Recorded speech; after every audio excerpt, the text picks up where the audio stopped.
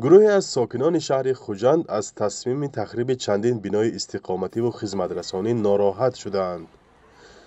طبق یک قرار حکومت، شرکت ساختمانی قدرت 2010 موظف شده است که در جایش 3 بینای نوی 20 آشیانه بسازد. قرار آمده که اول باشندگان حساب ملکای قانع کن، بعد کارهای ساختمانی آغاز کن. این حال هیچ جای جگه نیست. الکی میخواد برای وهم انداختن مردم یک چیزی وهم انداختن کار کنه. یعنی تو هاگویی هم میکنم کاره، نیگویی هم میکنم که معنا کنی میخواد استماع زدگی. در وقتی فهمیدن که خانه ما رو همین خیلی ویران کرد، جاش به دیگه جا میدادین، ما کن نیرو ما ویران شد. آمده مایه آگاه کردگی نبودن، لیکن قرارشون بنویسته که آگاه کرده شدگی همه باشندگان همین دام ها روزگی دادگی گفته، لیکن ما روزگی دادگی ما نه. در 3 بینای تخریب شونده حدود 200 عائله زندگی میکنند.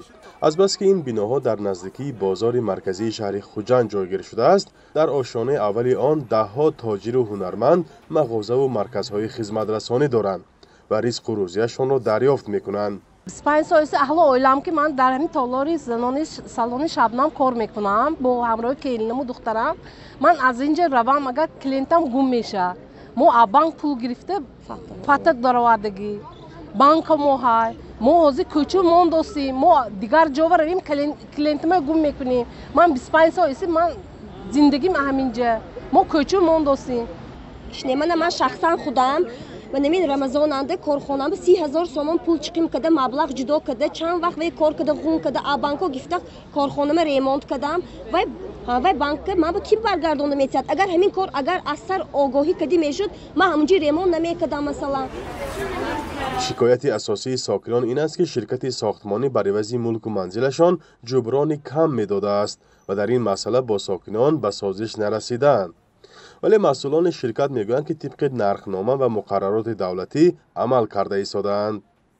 هست شهروندانی که با پیشنهاد موافقند، نه که وقتی که گروه شهروندان ناراضگی میکنند همین حالت منتظرند. و گفته شنید زیاده از 50% شهروندان گفته شنید گذرانده شده است.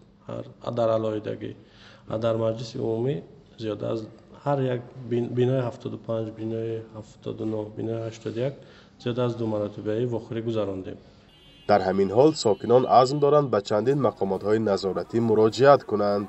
دستگاه ولایت هم همین جواب نوشته که دستگاه شهر هم نوشته که ما و سود با مراجعت کنیم اگر ناراضی باشیم. طلبات اینهای خانه که نتونیم سود مراجعت. نام شرکت ساختمانی قدرت 2010 زمان سری زبانها شد که طرح عملی نشده شهرک چینی را به ذمه گرفته و در جایش بینای 16 آشیانه برافراخت. ساکنانی که در زمین آن حولی داشتند طول چند سال اجاره نشین شدند و حکومت برایشان خانه‌های نو تقدیم کرد. سال گذشته در پی تخریب بینای دیگر در خیابان اسماعیل سامانی نیز شرکت با نارضایتی باشندگان محلی روبرو شد، ولی بحث به فایده قدرت 2010 پایان یافت. مسئله ساختمان بیناهای بلندآشانه در شهر و نواحی تاجیکستان تا رفت بیشتر می شود و یک سبب اساسی نارضایتی اهالی آن است که چنین ساختمانها را مقامات در بین محله های تنگ و مشکل گذر اجازت می دهند، زیرا در آنجا نصب آب و برق و قبورهای تشناب آسان است و خریدار بیشتر دارد. مقامات پیوسته می گویند که این قرارها در اساس نقشه عمومی گرفته می شوند. فرزان محمدی، رادیو آزادی شهر خوجند.